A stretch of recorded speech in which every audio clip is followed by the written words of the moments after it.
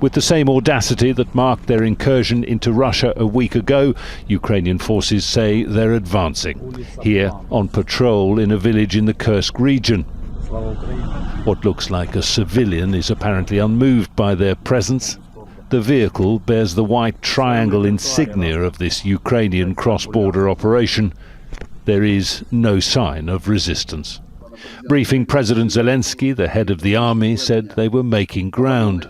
Our Defence Force troops continue their offensive on the territory of the Kursk region. Since the start of today, our troops have advanced 1 to 2 kilometres in various directions. Similarly bold was this report filed by a Ukrainian journalist on Russian soil, as the Russian flag is thrown to the ground.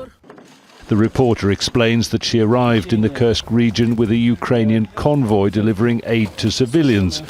She describes people sheltering in basements and says that while Russian military vehicles were hit, little harm has come to civilians, nor damage done to civilian infrastructure.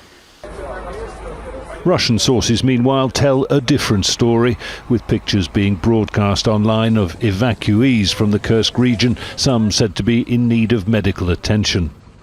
And the Ministry of Defence has released video that it says shows Ukrainian prisoners of war captured in the Kursk region, along with military hardware.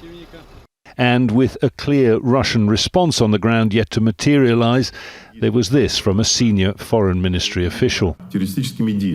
With their terrorist actions in the Kursk area, Ukraine has, at a minimum, put the prospect of peace talks on hold for a long time. Beyond that, the next moves on both sides remain uncertain. Jonah, Al Jazeera. Pavel Felgenhauer is a defence analyst and columnist for Novaya Gazeta and joins us now live from Moscow. Mr. Felgenhauer, good to have you with us on the programme again. Moscow has had a week to come to terms with what's happened in the Kursk region. How surprised have they been by this move? Well, most likely they're mostly surprised by the sheer number of Ukrainian forces that crossed the border. Apparently, from the beginning, it was seen as just a cross-border raid, that the Ukrainians will come in and do some damage, then withdraw. And that was Putin was saying, that we could kick them out, that we're going to return to the border and reinforce it. But that's not happening. Ukraine managed to gather in secret a very substantial number of reserve first-class brigades that went into action, and now they are continuing to advance, though in a very, very more slow pace.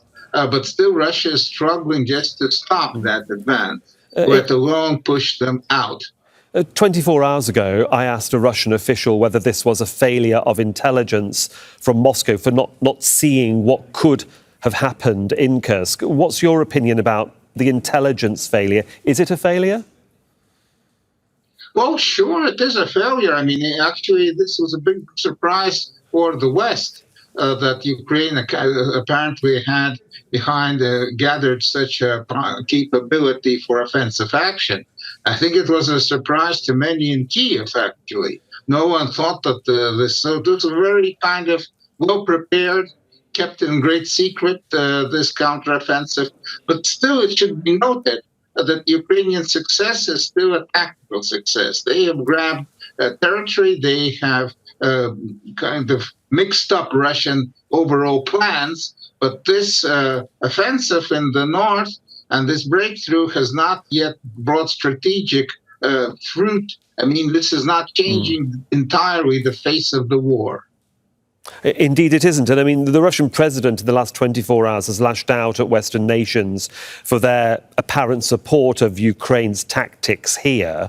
What do you think he's going to do now? Because obviously he has to get armaments and personnel into the area. But what do you think the bigger plan will be to get Kursk back in Russian hands?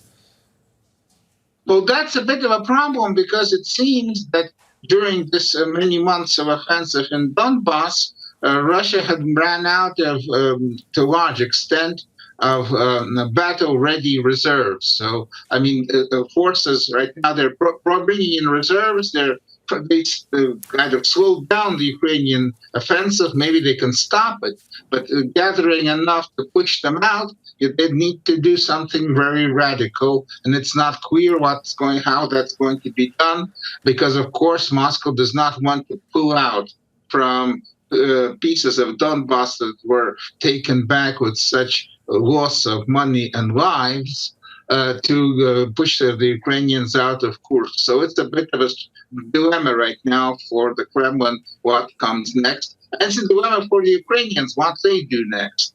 Interesting move, certainly, on both sides. For the moment, Pavel Felgenhauer, thanks so much for joining us from Moscow. Thank you.